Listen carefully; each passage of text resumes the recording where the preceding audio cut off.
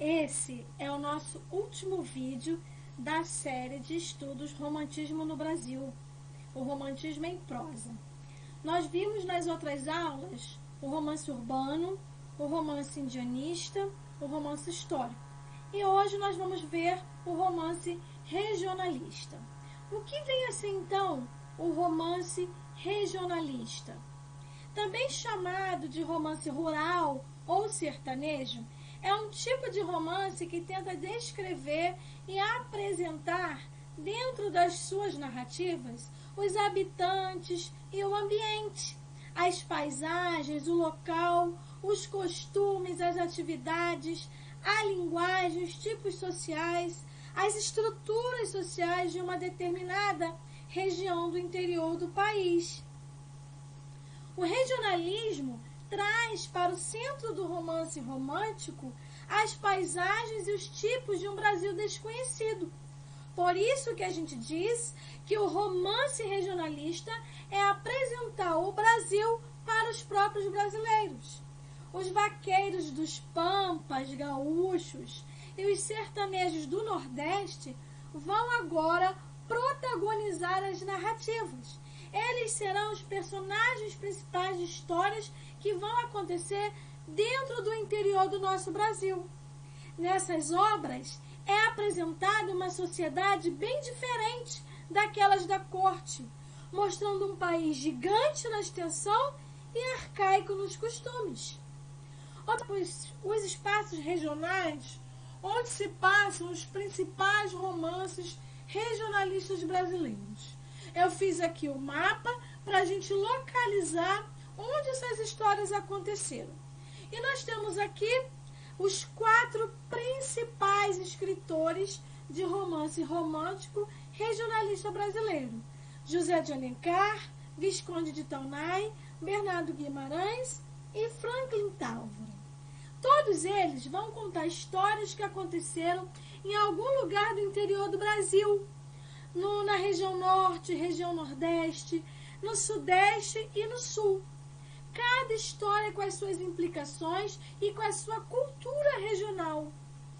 Nós vamos ver histórias em que o sistema patriarcal é muito forte, histórias que aconteceram na época da abolição da escravatura, da Revolução Farroupilha, da decadência do café no Rio, enfim. Histórias que vão retratar como funcionava a estrutura social, as atividades econômicas do Brasil daquela época. Publicado também em folhetins com a aceitação do público, era organizado em livros com rótulos assim: um romance brasileiro. Porque os escritores agora tinham orgulho de apresentar textos genuinamente brasileiros. Porque toda a nossa literatura, principalmente a romântica, tem uma influência europeia muito grande, principalmente portuguesa. Então, quando um romance era criado nos costumes aqui do Brasil, ele ganhava esse título, um romance brasileiro, mostrando ali o patriotismo e o amor pela nossa nação.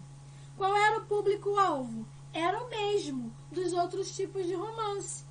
A classe média urbana do Rio e São Paulo. O brasileiro do interior não tinha o hábito de ler. Não era só por causa da falta de escolaridade, não. Mas eles acreditavam que a influência europeia era uma ameaça à moral das moças de família e por ser muito perigoso adquirir conhecimento. Então, ali mostra totalmente uma sociedade patriarcal em que a mulher não tinha ali essa oportunidade de poder apreciar a literatura. A linguagem nos romances regionais são regionalistas. Nós vamos encontrar um vocabulário carregado, um vocabulário com palavras e dialetos da própria região em que acontece a trama narrativa. A história é idealizada, apesar de conter momentos, eventos e alguns personagens históricos. Nós vamos ver que tudo ali, tanto o cenário quanto os personagens, são descritas de forma bem exagerada, mostrando ali a imaginação e a idealização que é tão característico do nosso romantismo brasileiro. E agora, os símbolos e os heróis nacionais mudam.